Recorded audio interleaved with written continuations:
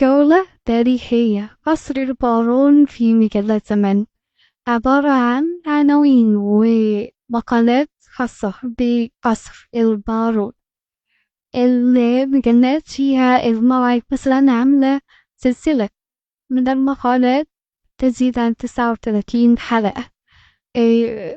بعض المجلات جايبة الباب الفاسد العلني اللي هم يحب قصر البارون.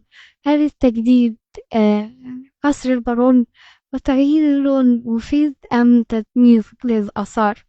آه، قصر البارون جهته الأسرار والتسكن والخفافيش وأصبح بيت للسحر والشعوذة. قصر البارون وصور نادرة وكارت برسان اللي بتستعين ببعض المجلات في جزء خاص بالزخرفة. لو حبيتوا ننشره ولو استكفيتوا قولوا كفاية كده وصلنا للنهاية. دمتم في رعاية الله وأمنه. أستودعكم الله. سلام. كده خلص الكلام.